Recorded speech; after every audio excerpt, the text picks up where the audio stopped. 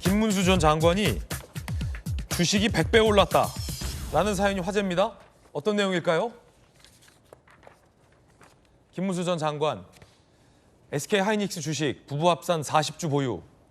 지난해 대선 재산 신고 기준이에요. 그런데 주가가 많이 올랐죠.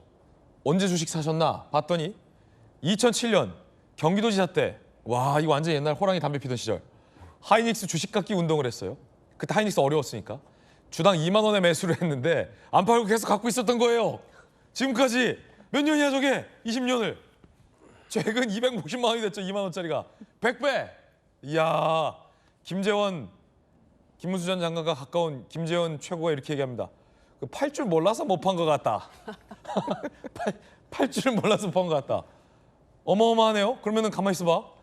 2만 원씩 40주면은 얼마입니까? 80만 원이죠. 예. 근데 저게 지금 100배가 됐으니까 얼마가 된 겁니까? 8천만 원이죠. 1억 가까이 된 1억 가까이 된 거죠.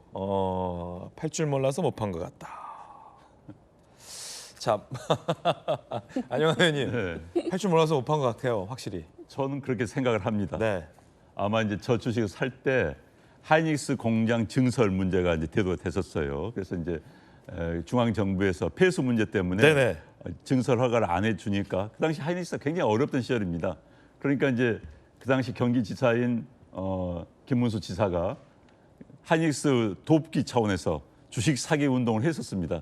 그럴 때 이제 부부가 40주를 산 겁니다. 40개 주세요. 이래서 아마 그러구나. 그때 살 때도 비서들이 샀을 것 같아요. 아마도 네. 비서들이. 아마도 그랬는데 왜냐면 그 양반이 38개나 9개 사면 이게 짝이 안 맞으니까 예. 딱 맞춰야 되잖아요. 30주 뭐 어른들은. 샀겠죠. 네. 그래서 40개 주세요. 네, 그렇게 샀는데 제 양반이 재산에 별로 관심이 없는 분이십니다. 솔직히 예. 뭐 지금 수십 년째 뭐 안양에서 그냥 그 집에서 살고 계시는 뭐 그런 분이신데, 그래서 아마도 김재원 최고위원이 말한 것처럼 팔 줄 몰라서 그대로 가지고 있다.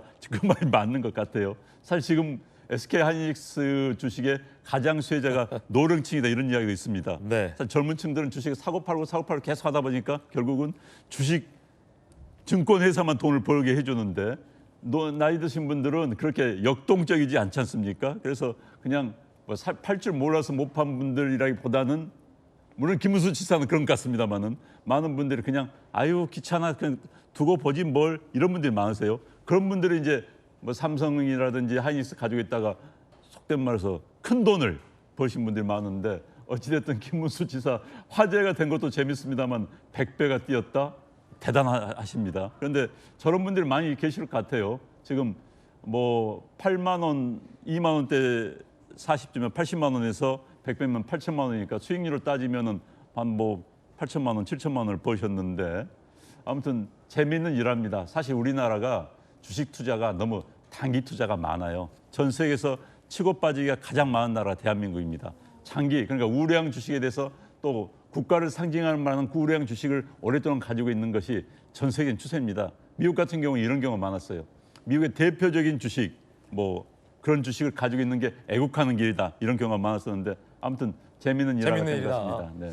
안영환 의원님이 또 그 과거의 경기지사 시절의 히스토리까지 설명해 주시니까 더 이 이야기가 재밌게 들려지는데, 자 그런데 주식과 관련해서 논란의 지점이 있습니다. 많은 전문가들 사이에서 그동안 이 코스피 주식시장에서 허용되지 않았던 이 단일 종목의 이 레버리지 ETF 상품을 정부가 최근 삼성전자 하이닉스에 한해서 허용을 해줬는데, 이게 정부가 이 투기판을 깔아줬다라는 지적과 함께 최근 코스피가 하루 만에 크게 빠진 사태의 근본적인 원인이 정부가 허가해준 단일 종목 레버리지 ETF다 때문이다라는 얘기가 나오고 있습니다. 단일 종목 레버리지 ETF는요, 삼전닉스 등 우량주의 일간 변동률을 2배로 추정하도록 설계된 고위험 상품입니다. 하이리스크 하이리턴. 그래서 정부는 사실 단일 종목 레버리지 ETF를 지금까지 허용하지 않았는데, 정부는 원달러 환율 안정화 목적으로, 즉 서학개미의 투자금을 국내 증시로 돌려오려는 목적으로 이 ETF를 허가했다라고 주장했습니다. 그런데 출시 한 달 만에 ETF에 너무 과열 양상을 보인 겁니다.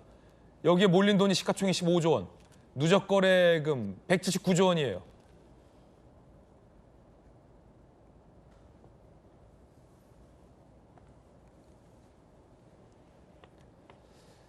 자, 주식 전문가 검사 시절의 금융수사 전문가 김광삼 변호사님, 이찬진 금감원장이 이제 와서 들어 누웠어라도 저거 막았어야 됐다라고 후회를 했는데 개미들이 피를 많이 봤어요. 근데 저는 금감원장 그 말은 잘못된 거라고 봐요. 네. 지금 레버리지라는 것이 이제 우리가 이제 사다리처럼 뭐 100만 원 가지고 200만 원 만드는 게 레버리지예요. 그러니까 곱하기 2단 말이에요. 그러면 예를 들고 삼전익스라고 하면 삼성전자하고 하이닉스 레버리지라고 하면 삼성전자 하이닉스 주가에 연동을 하는데 뭐 5%가 오르면 레버리지는 10%가 오르는 겁니다. 근데 5%가 빠지면 10%가 빠지죠. 2배가 빠지는 거죠. 근데 문제는 뭐냐면 10% 빠지면 빠진 상태로 올라가기가 힘들어요. 그렇죠. 그러니까 상승장에서는 굉장히 좋은 거지만 지금 우리나라가 사실은 저 레버리지가 도입되기 전에도 하루에 5% 7%가 주가 지수가 빠졌다 올렸다 했거든요. 이건 세계 어느 국가도 없는 거예요. IMF랄지 뭐 9.11 테러 때 있었던 상황이 지금 매일 이렇게 반복되고 있는데 거기에다가 삼전익스 레버리지까지 ETF까지 와다 보니까 더 과열되겠군요. 그렇죠. 그래서 레버리지를 샀어요. 근데 레버리지가 그냥 사고 팔고 끝난 게 아니고 레버리지를 뭔가 출시를 하려고 하면 좀 어려울 수 있는데 기초자산, 그러니까 삼성전자와 하이닉스를 확보를 해야 하는 거예요. 근데 레버리지에 빠지면 팔아야겠죠. 그러면 주가가 훨씬 더 빠지는 거고 또 오를 때는 또 훨씬 또 사서 리밸런싱이라고 해서 또 확보를 해야 하니까 또 주식을 계속 사게 돼요. 근데 그러다 보니까 이 변동성이 엄청 심하게 된 겁니다. 그런데 아마 지금 이제 삼전익스와 관련된 반도체주가 너무나 이렇게 진폭이 심하니까 네. 사실은 저 ETF 사면은 굉장히 위험성이 곱하기 2배가 되는 거예요. 그러네요. 그런데 저걸 도입할 때 그게 충분히 물론 이제 교육을 받고 ETF를 사는데 저게 충분히 제가 볼 때는 홍보가 되고 인식할 수 있게 만들어 줬어야 하는데 그게 좀 부족한 좀 측면이 있다 이렇게 보고 저는 굉장히 지금 정부랄지 이런 거에 대해서 잘못 생각하고 있는 것이 절대로 대통령이랄지 정부가 주식 투자하라고 하면 안 돼요. 그럼 주식 투자해서 수익을 내면 모르겠지만 저런 ETF 같은 거 사가지고 뭐 30% 40% 마이너스 돼버리면 정부에서 보존해 줄 겁니까? 저건 하이리스크 하이리턴이거든요. 그러면 자신들이 공부하고 연구해가지고 사게 만들어야 하는데 마치 저거 사면 돈이 엄청 많이 버는 것처럼 그렇게 돼 있단 말이에요. 그래서 사실 대통령이 됐건 누가 됐건 정부나 공식적인 기관이 주식에 투자하라. 앞으로 부동산 투자하지 말고 이런 얘기를 하는 것은 굉장히 위험한 발상이다. 저는 그렇게 봅니다. 이찬진 금감원장 얘기 한번 들어보시죠. 5월 27일 삼성전자 하이닉스를 대상으로 한 단일 정보 레버리지 ETF 출시된 이후에 지금까지 14조 원을 돌파하는 규모가 계속 급증하고 있거든요. 높은 위험성 가진 상품에도 대부분이 이제 개인 투자자가 보유하고 있습니다. 이게 92% 정도 되는 것 같은데 이 부분에 관한 굉장히 위험한 그 리스크가 있는 투자인데도 그럼에도 불구하고 이제 계속적으로 이 쿨링 다운이 지금 안 되고 있는 그런 상황입니다. 매매 수수료가 많게는 10조가 아마 넘을 거로 추산되는데 작게는 40%, 많게는 70% 정도까지를 수수료로 내시는 겁니다. 투자자들이. 금감원장이 뒤늦은 후에 단위 종료 레버리지 ETF 방과에 설명한 거예요.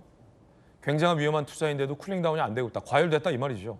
서학개미 투자금 유도 위에 단일 종목 레버리지 ETF 도입했지만 효과 없다. 들어 누워서라도 도입 막았어야 했나 후회, 뒤늦은 후회죠.